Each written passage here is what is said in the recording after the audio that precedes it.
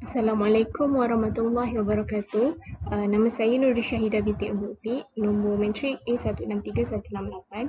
Okay, pada hari ini saya akan membentangkan projek akhir bagi kursus LMCP 1352 Asas-Asas Sains Data dalam Pengangkutan. Okey, berikut merupakan soalan yang diberikan bagi projek akhir bagi kursus ini. Terdapat 10 soalan di mana kadar pengeluaran bagi setiap rumah adalah 2.2, manakala kadar penarikan adalah 3.3 bagi setiap 100 meter persegi luas lantai. Okey, bagi soalan pertama diminta untuk kirakan pengeluaran dan juga penarikan bagi setiap bandar. Jadual di atas menunjukkan bilangan rumah dan juga luas lantai bagi bandar A, B, C, D, E dan juga F. Jadi untuk mendapatkan jumlah pengeluaran, bilangan rumah perlu didarabkan dengan kadar pengeluaran iaitu 2.2 setiap rumah. Jadi sebagai contoh, pengeluaran bagi bandar A adalah 16,500 didarabkan dengan kadar pengeluaran 2.2 akan dapat jumlah pengeluarannya adalah 36,300. Manakala bagi jumlah penarikan pula, luas lantai perlu dibahagikan dengan 100 meter persegi, kemudian didarabkan dengan 3.3. Sebagai contoh bagi bandar A 1050,000 dibahagikan dengan 100, kemudian didarabkan dengan 3.3 akan dapat jumlah penarikannya adalah 34,650. Begitulah juga dengan seterusnya, dan jumlah bagi keseluruhan pengeluaran adalah sebanyak 291,500 dan juga jumlah bagi penarikan adalah 290,070. Okey, untuk soalan kedua, jika 65% perjalanan menggunakan kereta persendirian dan purata isi kereta ialah 1.9 orang per kereta, kirakan pengeluaran dan penarikan kereta bagi setiap bandar.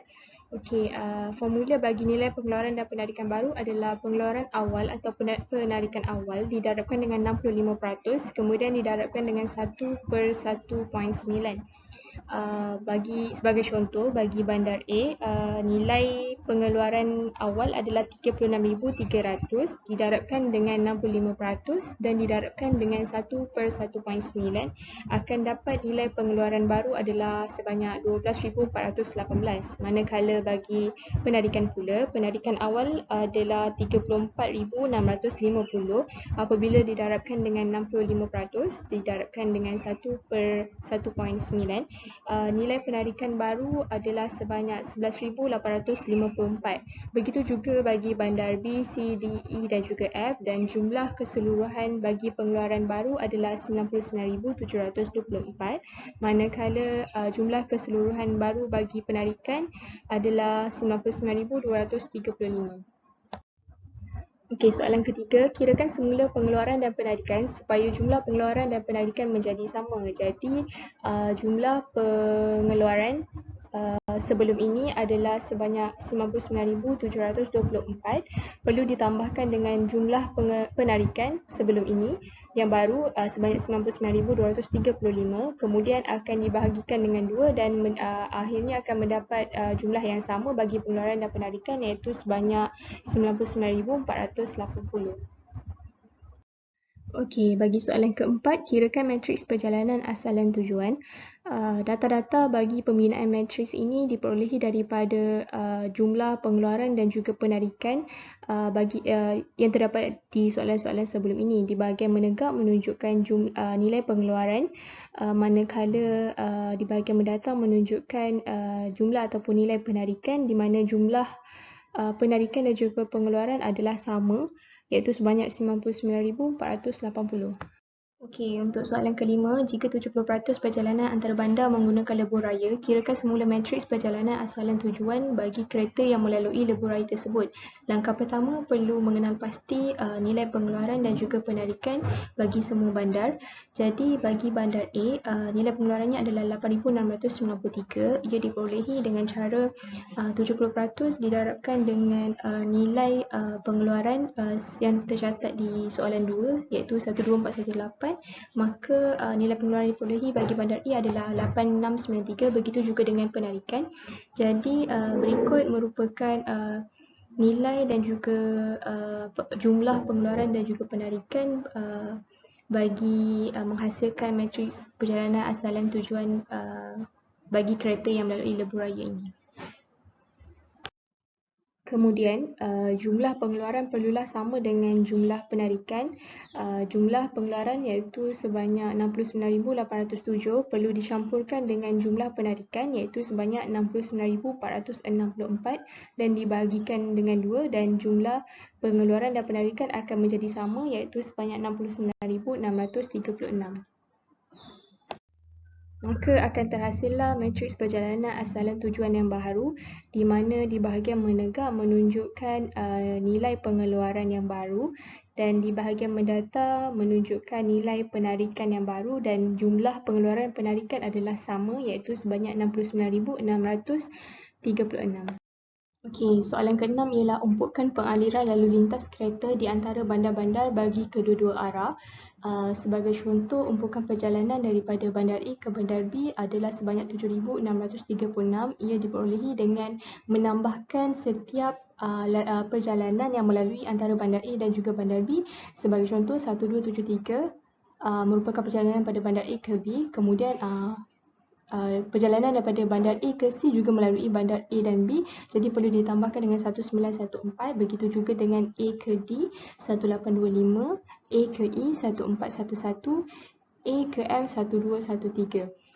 Contoh yang seterusnya ialah umpukan perjalanan antara bandar B ke bandar C iaitu 2204, perlu ditambahkan dengan B ke D 2102, B ke E 1624, B ke F 1397, F ke B 1213, E ke B 1411, D ke B 1825 dan C ke B 1914. Maka jumlah umpukan perjalanan dari bandar B ke C adalah sebanyak 13,690 dan begitulah juga untuk yang berikutnya. Jadi rajah di bawah menunjukkan umpukan perjalanan daripada bandar A ke F dan juga daripada bandar F ke A. Okey, bagi soalan ke-7, jika kadar tol yang dikenakan adalah sebanyak RM20 sen bagi setiap kilometer, kirakan jumlah kutipan tol. Jadi berikut merupakan cadangan lebuh raya tol yang diberikan di dalam soalan antara bandar A sehingga ke bandar F. Sebagai contoh, antara bandar A ke bandar B, jaraknya adalah 19 km dan didarabkan dengan 20 sen. Jumlah kadar tol yang perlu dibayar adalah sebanyak RM3.80. Begitu juga dengan jarak-jarak yang seterusnya. Ini pula merupakan pengiraan kadar bayaran tol antara bandar A ke bandar F dan juga bandar F ke bandar A. Jadi formula pengiraannya adalah perjalanan kereta didarabkan dengan kadar tol. Sebagai contoh, dari bandar A ke bandar B berdasarkan umpukan perjalanan yang dilakukan adalah sebanyak 7,636. Apabila didarabkan dengan kadar tol dari bandar A ke bandar B adalah sebanyak RM3.80, maka kutipan tol dari bandar A ke bandar B adalah sebanyak RM29,016.80. Manakala bagi bandar F ke bandar A juga pengiraannya adalah masih sama. Sebagai contoh, daripada bandar F ke bandar E, perjalanan kereta berdasarkan umpukan perjalanan yang dilakukan adalah sejauh 7,911. Apabila didarabkan dengan kadar tol daripada bandar F ke bandar E adalah sebanyak RM3.60, maka kutipan tol daripada bandar F ke bandar E adalah sebanyak RM28,479.60. Oleh itu, jumlah kutipan tol dari bandar A dan ke bandar F dan juga dari bandar F ke bandar E adalah berbeza. Jadi antara bandar A ke bandar F, jumlah kutipan tolnya adalah sebanyak 221314. Manakala daripada bandar F ke bandar A adalah sebanyak 212426 20 sen. Jadi jumlah perjalanan kereta dari bandar A ke bandar F dan dari bandar F ke bandar A adalah keseluruhannya adalah sebanyak 433740 sen. Okey, untuk soalan ke-8, pengaliran lalu lintas yang dikira adalah perjalanan sehari. Jika 30% yang dikira adalah dalam masa 1 jam puncak, kirakan pengaliran maksimum per jam. Untuk soalan ke-9, lukiskan visual umpukan perjalanan antara bandar.